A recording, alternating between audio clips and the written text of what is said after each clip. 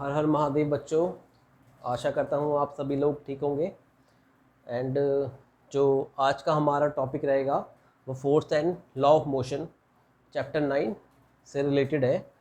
और जो हमारा आज हम जिसका कंसेप्ट पढ़ेंगे वो है हमारा टॉपिक न्यूटन फर्स्ट लॉ। हम आज पढ़ेंगे न्यूटन फर्स्ट लॉ के बारे में कि न्यूटन फर्स्ट लॉ क्या बताएगा।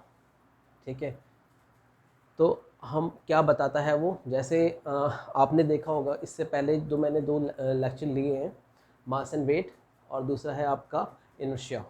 ठीक है, आशा करता हूँ आपको दोनों जो वीडियो है, जो टॉपिक है, जो कंसेप्ट है, आपको समझ में आया होगा। ठीक है, तो हमारा जो मेन मोटिव है वो कंसेप्ट को समझना है। ठीक है, तो अगर हम स्टेप बाय स्टेप चलेंगे तो हमें चीज़ें समझ में आएंगी। अगर हम स्टेप बाय स्टेप नहीं चलेंगे, आप सीधा थर्ड वीडियो देखोगे तो आपको बहुत ही कम समझ में आएगा। ठीक है, आएगा बट आपको इतना अच्छे ढंग से समझ नहीं आएगा। तो मैं इसीलिए आपको सजेस्ट कर रहा हूँ कि इससे पहले जो मेरी वीडियो हैं दोनों, मास एंड वेट और कंसेप्ट ऑफ इनर्शिया, ज़रूर देखिए। उसी से लिंक है हमारा next topic, next concept, Newton's first law. Clear? तो हम स्टार्ट करते हैं न्यूटन फर्स्ट लॉ के बारे में। तो न्यूटन फर्स्ट लॉ क्या होता है आपका? It state that if a body is at rest, if a body is at rest it will remain at rest. If a body with a uniform motion it will remain in a uniform motion until an external force is not applied. Clear? अगर कोई body है, ठीक है, जैसे आज मैं एक ball लेके आया हूँ तो इसका बहुत अहम रोल है आज के टॉपिक के लिए। तो जैसे ये बॉल है आपकी, अगर मैं बात करता हूँ if a body at rest, अगर ये एक रेस्ट पे है, ठीक है, ये मैंने यहाँ रख दिया। क्लियर? आपको दिख रहा होगा इसमें कि ये क्या है, आपका रेस्ट पे है। ठीक है, क्लियर? ये तब तक अपनी पोजीशन चेंज नहीं करेगी जब तक मैं इसमें फोर्स लगा के इसको चेंज नहीं करूँगा। अब मैंने यहाँ रख दिया है, आपको नहीं दिख रहा होगा। ठीक है, बट मैं इससे ये बताना चाहता हूँ आपको कि अगर जो हमारा अगर हम इस रेस्ट बॉडी पे जब तक फोर्स नहीं अप्लाइड करेंगे तो ये अपनी पोजीशन चेंज नहीं करेगा। ठीक है, ऐसे ही अगर ये मोशन में, अगर मैंने इसको ऐसे फेंक दिया, ठीक, तो जब ये मोशन पे आएगी ना, if the body is in uniform motion, ठीक है, तो क्या होगा, ये तब तक नहीं रुकेगी जब तक इस पर एक्सटर्नल फोर्स अप्लाइड नहीं होगा। ठीक है, इस कंडीशन में एक्सटर्नल फोर्स क्या होगा, अगर मैंने इसको फेंका तो ये कुछ टाइम बाद अपने आप रुक जाएगी। ठीक है, ये अपने आप नहीं रुकती बेटा, ये रुकती है with the help of external force. तो इसमें दो फोर्स एक्ट करेंगी, एक तो आपकी फ्रिक्शनल फोर्स एक्ट करेगी, दूसरी आपकी ग्रेविटेशन फोर्स एक्ट करेगी। ठीक है, ड्यू टू ग्रेविटी और ड्यू टू फ्रिक्शनल फोर्स, जो इनविजिबल होती है, जो हमें नहीं दिखाई देती है। क्लियर? तो ये दो फोर्स की वजह से रुकेगी आपका, एक तो है आपका फ्रिक्शनल फोर्स की वजह से, दूसरा है आपका ग्रेविटी की वजह से, ग्रेविटेशन फोर्स की वजह से। क्लियर? तो इसमें यही बोला गया है, जब तक if a body is at rest, जब तक वो बॉडी रेस्ट पे रहेगी, और it will remain at rest, जब वो बॉडी रेस्ट पे है तो हमेशा रेस्ट पे ही रहेगी। ठीक है, जैसे आपने एग्जांपल भी देखा होगा, जैसे कूड़ा अपनी जगह, जैसे आपने रास्तों में देखा होगा कि जैसे कोई भी एक पत्थर अपनी पोजीशन पे है, ठीक है, वो हमेशा अपनी पोजीशन पे ही रहेगा। अगर आपने एक दिन बाद देखा तब भी वो आपको वहीं मिलेगा, 2 दिन बाद देखा तब भी आपको वहीं मिला। वो कब अपनी पोजीशन चेंज करेगा, जब आप उस पर फोर्स लगाओगे और उसको उठा के दूसरी जगह रखोगे, तभी वो अपनी पोजीशन डिस्प्लेस करेगा। इट मीन्स वो तभी अपनी पोजीशन चेंज करेगा, अदरवाइज नहीं करेगा। ठीक है, तो इसमें बोला गया है आपका कि it will remain at rest and a body with uniform motion it will remain at uniform motion. अगर ये बॉडी यूनिफॉर्म मोशन में है तो ये हमेशा यूनिफॉर्म मोशन में रहेगी। कब तक रहेगी? जब तक इस पर एक्सटर्नल फोर्स अप्लाइड नहीं होगा। अगर हमने फ्रिक्शनल फोर्स और ग्रेविटेशन फोर्स इसमें ज़ीरो कर दिया ना, तो क्या होगा, ये हमेशा मूव करती रहेगी। क्लियर? ठीक है, जैसा कि मैंने आपको पिछली वीडियो में बताया था कि इनर्शिया का टॉपिक, तो ये भी आपका ना एक इनर्शिया से रिलेटेड ही है। अगर आपको ये टॉपिक अच्छे से समझना है तो आपको ना इनर्शिया वाला कंसेप्ट बहुत अच्छे से समझना पड़ेगा, तभी आपको ये चीज़ें क्लियर होंगी। क्लियर? मैं कोशिश करूँगा ये वाला और अच्छे से आपको समझ में आए। ठीक है, and until external force is not applied, जब तक उसमें कोई एक्सटर्नल फोर्स नहीं लगेगी तब तक वो बॉडी नहीं रुकेगी। ये हमारा बताता है न्यूटन फर्स्ट लॉ।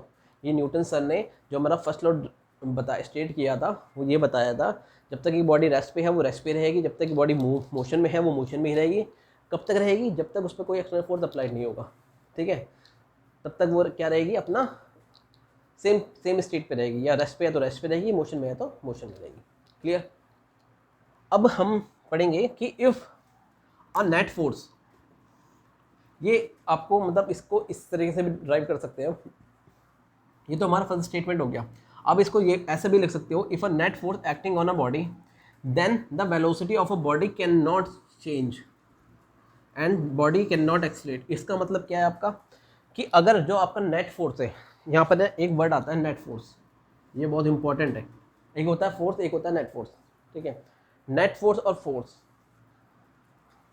एक्चुअल में होता क्या है कि जो हमारा नेट फोर्स है ना, जो हम जनरली बात करते हैं फोर्स की बात करते हैं, बट हमारा एक्चुअल में क्या होता है, वो नेट फोर्स होता है, ठीक है। जो रिजल्टेंट निकल के आता है वो हमारा नेट फोर्स होता है, बट हम उसको बोलते हैं एक्सटर्नल फोर्स। जैसे हमने इसमें यहाँ बोला गया है हमारा, वो एक्चुअल में फोर्स क्या होता है, वो नेट फोर्स होता है, ठीक है। मैं आपको समझाता हूँ नेट फोर्स होता क्या है, ठीक है। If no net force acting on a body then the velocity of a body can not change. If उसमें कोई नेट फोर्स नहीं अप्लाइड होगी, जब तक वेलोसिटी जो बॉडी की होगी चेंज नहीं होगी, ठीक है। अगर एक वेलोसिटी से जा रहा है, अगर ये 5 मीटर पर सेकंड की स्पीड से जा रही है बॉल ये वाली, तो ये हमेशा 5 मीटर पर सेकंड की स्पीड से ही जाएगी, जब तक इसमें नो नेट फोर्स अप्लाइड, ठीक है, जब तक इसमें कोई नेट फोर्स अप्लाइड नहीं होगी, ठीक। और इसमें अगर कोई नेट फोर्स अप्लाइड नहीं हो रही है, और इसमें क्या रहेगा आपका, अगर इसमें नेट फोर्स अप्लाइड नहीं होगी तो ये कभी भी एक्सीलरेशन में नहीं आएगी, ठीक है। अगर इसमें नेट फोर्स या फोर्स अप्लाइड नहीं होगा तो ये बॉडी कभी भी एक्सीलरेशन में नहीं आएगा। अगर ये 5 मीटर पर सेकंड की स्पीड से चल रही है तो ये 5 मीटर पर सेकंड की स्पीड से ही चलेगी, क्लियर। तो ये कभी भी एक्सीलरेट नहीं कर पाएगी बॉडी, ठीक है। अगर मैंने एक इसमें जनरल एक मैथमेटिकल टर्म में भी लिख दिया है कि अगर फोर्स हमारा 0 न्यूटन का है ना, हमारा जो नेट फोर्स है, अगर ये नेट फोर्स हमारा किसका है, 0 न्यूटन का है ना, तो हमारा जो एक्सीलरेशन रहेगा ना वो हमारा 0 मीटर पर सेकंड रहेगा, मतलब वो 0 रहेगा। पर मीटर पर सेकंड स्क्वायर है, इसकी यूनिट होती है एसआई यूनिट, इसकी होती है एक्सीलरेशन की। और न्यूटन किसकी होती है, न्यूटन होता है हमारा फोर्स की एसआई यूनिट होती है, ठीक है, जिसमें हम इसको मेजर करते हैं, क्लियर। अब इसमें ये बोला जा रहा है जब इसका नेट फोर्स 0 होगा ना, तो इसमें जो एक्सीलरेशन होगा वो भी 0 होगा, ठीक है। इसका मतलब क्या है, इसका मतलब क्या है, ये जो दोनों आपको बता रहा है ना कि फोर्स और एक्सीलरेशन, इसका मतलब है कि एक्सीलरेशन तभी बढ़ेगा जब उसमें फोर्स लगेगा, ठीक है, क्लियर। इट मीन्स एक्सीलरेशन, इसको हम ये भी बोल सकते हैं कि acceleration is the cause of force. ये जो लॉ है ना, ये लॉ ये भी बताता है कि जो एक्सीलरेशन है वो किसका कारण है, वो फोर्स का कारण है। वो जो एक्सीलरेशन हमारी किसी बॉडी में लगता है वो किस वजह से लगता है, फोर्स की वजह से लगता है, क्लियर। हम इसको बोल सकते हैं ये जो हमारा लॉ है वो ये भी बताता है कि जो फोर्स है वो किसका कारण है, यानी जो एक्सीलरेशन है वो किसका कारण है, वो फोर्स का कारण है, क्लियर, ठीक है। तो ये हमारा बताता है, ये जो मैंने आपको एक मैथमेटिकल टर्म में बताया ना, ये हमें ना हमेशा याद रहता है चीज़ें, इसलिए मैंने आपको इस मैथमेटिकल टर्म में बता दिया कि force is 0 newton, acceleration is 0 metre पर सेकंड स्क्वायर, ठीक है। आप इस स्टेटमेंट को ना याद करके आप इतना भी याद रखोगे तो ये आपको, अब इससे अपने स्टेटमेंट बना सकते हो, ठीक है, पेपर के टाइम पे आप इसको स्टेटमेंट बना सकते हो, क्लियर। तो अब इसमें बात आती है, हाँ, इसमें जो थर्ड पॉइंट है आपका, जो ये स्टेटमेंट है ना जो हमने अभी दोनों पढ़ी है, इसको क्या बोलते हैं हम, द न्यूटन फर्स्ट लॉ को हम क्या बोल सकते हैं, डिफाइंस इनर्शिया। ये किसको डिफाइन करता है, जो हमारा न्यूटन फर्स्ट लॉ किसको डिफाइन करता है, इनर्शिया को डिफाइन करता है, ठीक है, जो हमने इससे पहले वाले टॉपिक पहले वाले लेक्चर में पढ़ा था, कंसेप्ट ऑफ इनर्शिया, ठीक है, क्लियर। अगर एक बॉडी